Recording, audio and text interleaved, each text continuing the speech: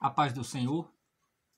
Eu vou falar alguma coisa muito direta, muito objetiva, com relação à controvérsia que se instalou depois que eu comecei a escrever artigos no Gospel Prime acerca do que nós temos chamado de pós-liberalismo esquerdista no meio pentecostal. Associado a esse pós-liberalismo esquerdista no meio pentecostal, há a chamada teologia da experiência.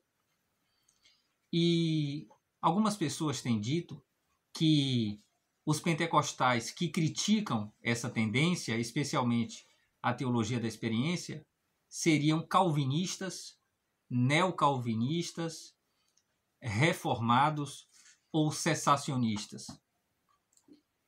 Eu queria lembrar a você que tem defendido essa tese que você sabe que isso não é verdade. Você sabe que isso não condiz com a realidade. Não é um fato verídico.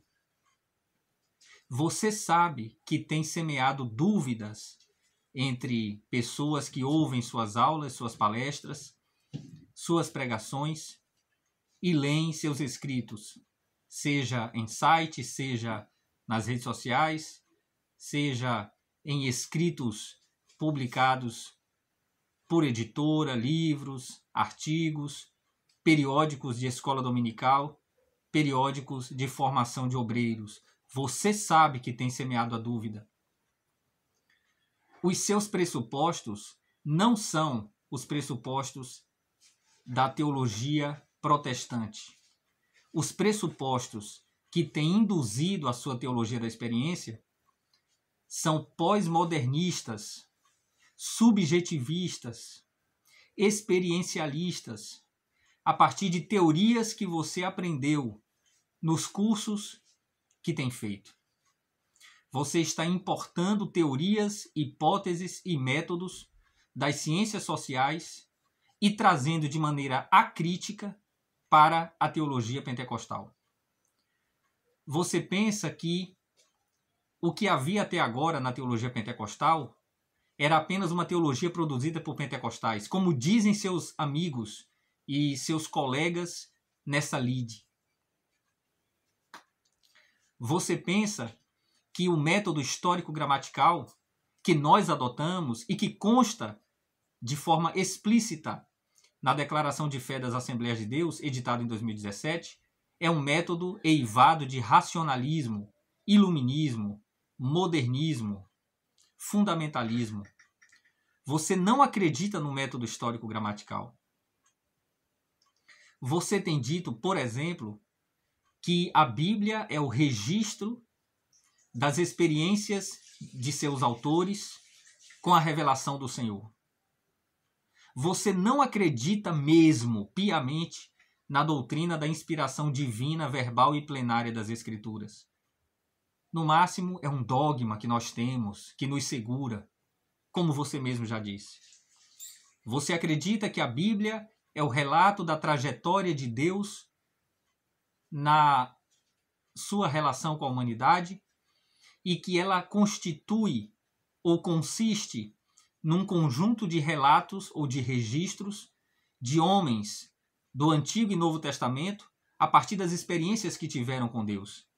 Você acredita numa revelação não canônica. Usa o exemplo de Melquisedeque, anterior e superior a Abraão, porque Melquisedeque recebeu uma revelação de Deus que não está escrita, e com isto, de maneira muito sutil, você transmite a ideia de uma revelação não registrada e fornece subsídios para que nós acreditemos que isto ainda pode acontecer. Você usa o exemplo dos magos do Oriente que foram visitar o menino Jesus em Belém, para dizer que, da mesma forma que eles receberam uma revelação que não está na Bíblia, é possível que a revelação oral tenha sido dada por Deus de tal maneira que o que está escrito na palavra do Senhor é uma parte da revelação, mas a revelação oral ainda seria algo com o que nós deveríamos contar. Você diz que valoriza a teologia pentecostal e que quem discorda da sua teologia da experiência seria cessacionista. Mas eu lhe pergunto uma coisa. Para defender a teologia pentecostal, para defender a pneumatologia pentecostal, é necessário alguma coisa além da Bíblia? É necessário ler a Bíblia com óculos de pressupostos pós-modernistas?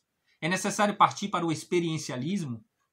Será que para ler a Bíblia e ver nela a contemporaneidade dos dons espirituais e a atualidade do revestimento de poder evidenciado por línguas, seria necessário qualquer outra coisa, ou necessária qualquer outra coisa além da palavra do Senhor? Você crê que a Bíblia é a palavra de Deus, divinamente inspirada, autoritativa, suficiente, inerrante, infalível, absoluta e eterna? Você crê que pelo método histórico-gramatical não é possível chegar ao entendimento, por exemplo, do que Pedro disse em Atos 2,39? Esta promessa vos diz respeito a vós, aos vossos filhos e a todos os que estão longe, a tantos quantos Deus nosso Senhor chamar. Você crê que esse versículo não é suficiente para que nós possamos compreender a contemporaneidade dos dons espirituais e do revestimento de poder chamado batismo no Espírito Santo? Você pensa que nós não podemos utilizar Atos 1,8, mas recebereis poder ao descer sobre vós o Espírito Santo, e ser-me-eis testemunhas, tanto em Jerusalém como em toda a Judéia e Samaria e até os confins da terra?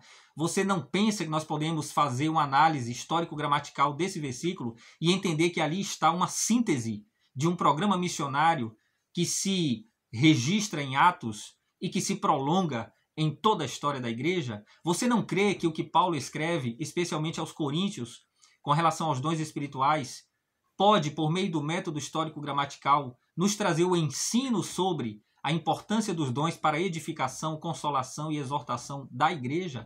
Você crê que nós precisamos de que mais? De êxtase, de experiência, para então compreender o que a Bíblia diz? A experiência não é, na verdade, fruto do que o texto diz? Não é a palavra que certifica a experiência? Mas você tem dito que a experiência certifica a palavra. E com isso, tenta se defender da alegação e da acusação que nós fazemos de que não coloca, de que coloca, sim, a experiência acima da escritura, e diz, não, eu só coloco a experiência acima da doutrina, acima da teologia sistemática, porque tudo isso é coisa de homens, mas da escritura não, porque a escritura é a palavra de Deus. Mas qual é o conceito que você tem de palavra de Deus? Você diz, por exemplo, que aquela revelação oral eu tenho como palavra de Deus. É claro que Deus se revelou por meio de atos e palavras. Mas a revelação que Deus quer para nós como autoritativa e suficiente é aquela que ele mandou registrar. Porque Pedro escreveu que nenhuma profecia é de particular interpretação, mas homens santos de Deus escreveram movidos pelo Espírito Santo. É assim que entendemos a palavra do Senhor. Mas você quer que nós pensemos numa revelação extracanônica. Você acredita que, pelo fato de não ter passado a Igreja Oriental Ortodoxa pela Reforma Protestante e pelos concílios ecumênicos ou eclesiásticos, eles têm, então, um cânon ampliado com 50 ou 60 livros a mais do que os 66 que nós temos em nossa Bíblia? E você questiona até a cristologia que nós temos e diz, qual será a cristologia correta, a nossa ou a deles? Não sei, porque eles têm um cânon maior.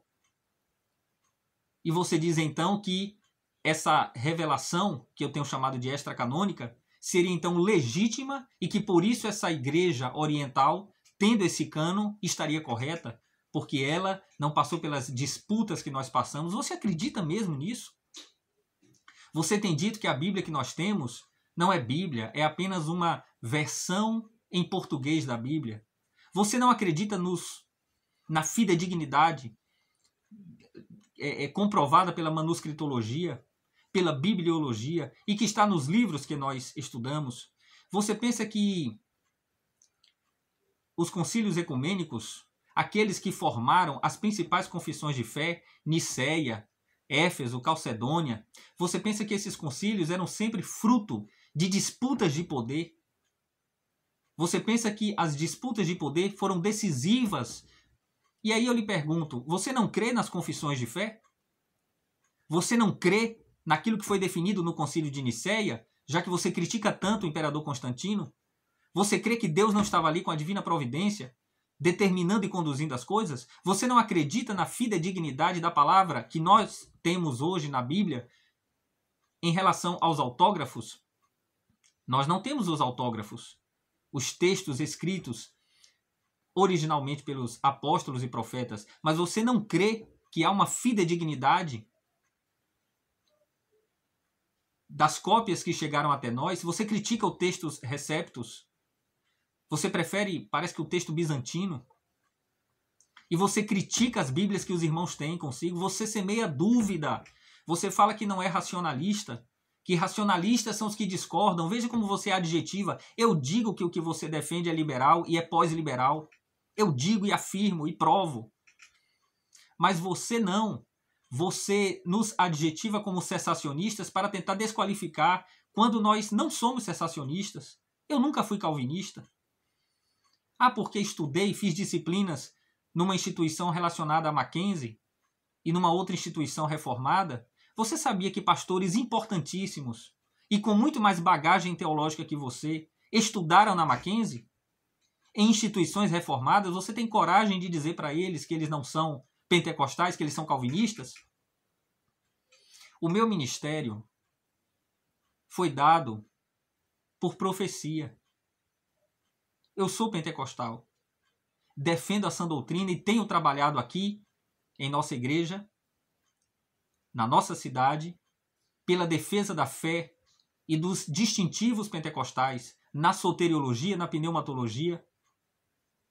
Temos trabalhado pela interpretação de acordo com a palavra do Senhor e com os princípios que ela mesma preconiza.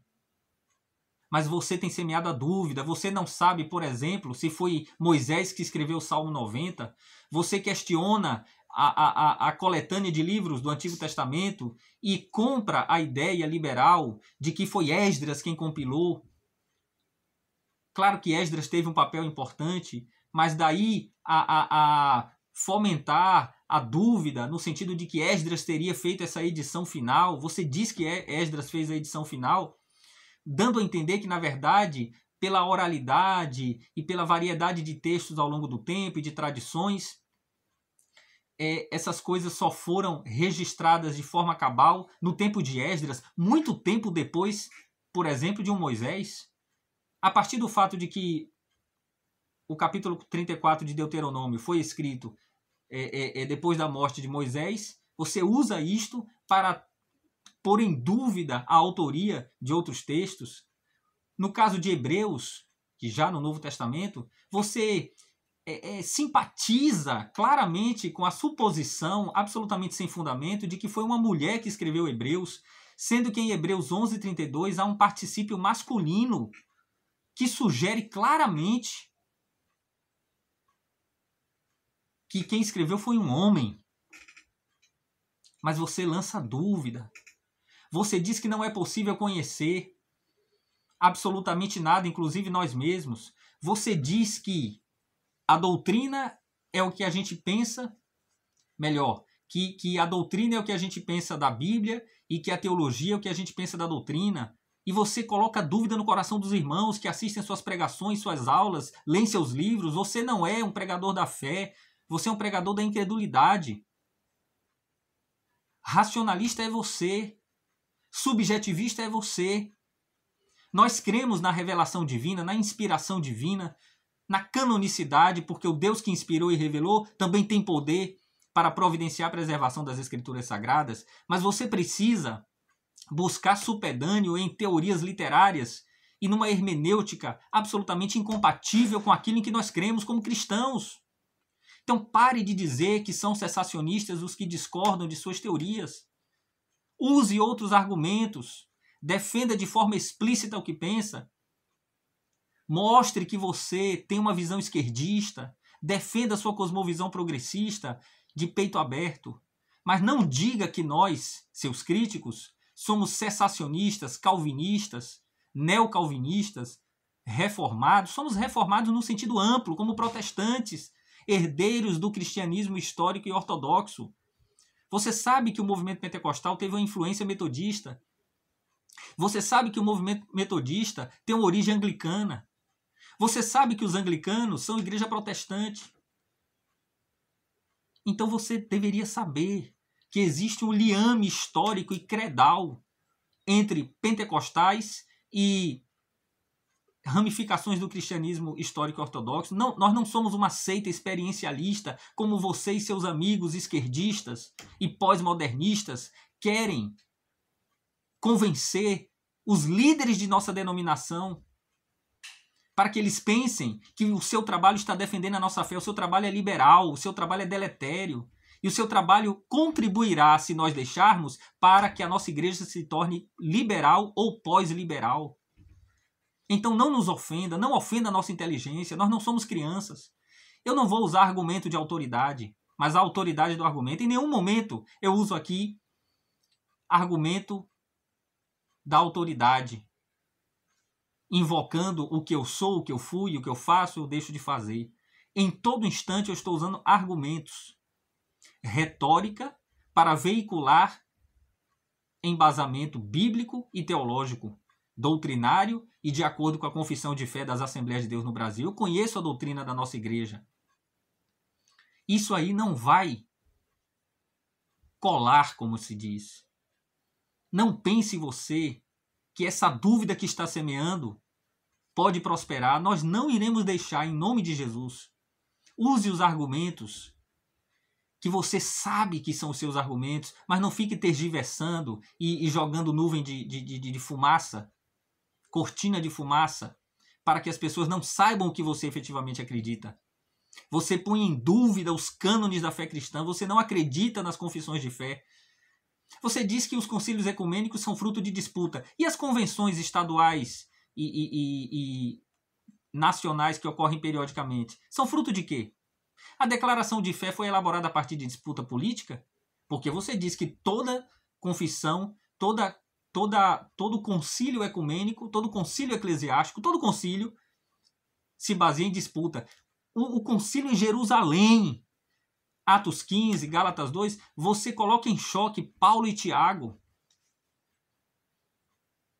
E você acredita que a Bíblia é fruto de diferentes pontos de vista de pessoas que, registrando suas experiências, escreviam a partir de seus pressupostos, e você quer que nós também, da mesma forma, interpretemos a Bíblia a partir de pressupostos pessoais, quando, na verdade, nós devemos interpretar a Bíblia a partir dos pressupostos que ela mesma oferece, pela iluminação do Espírito Santo. Isso é fé, isso não é racionalismo, como você diz.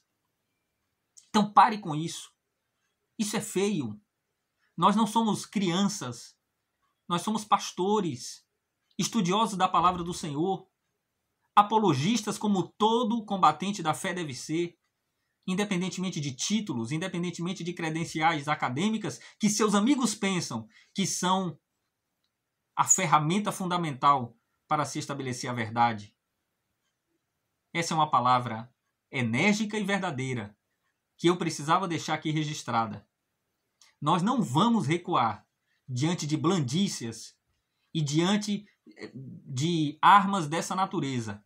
Quanto mais se atear o fogo nesse sentido, mais nós estaremos preparados em nome de Jesus. Nós temos agido com tranquilidade, com segurança e com argumentação. Mas nós não temos medo, pusilanimidade, de maneira nenhuma. Não vamos pessoalizar o debate, mas também não vamos ficar aqui com receio de um debate mais acalorado, se o que se está fazendo e pondo na mesa, sabe lá Deus com que argumentos, é essa falácia de que quem critica essa famigerada teologia da experiência seria cessacionista. Não diga isso. Não diga isso.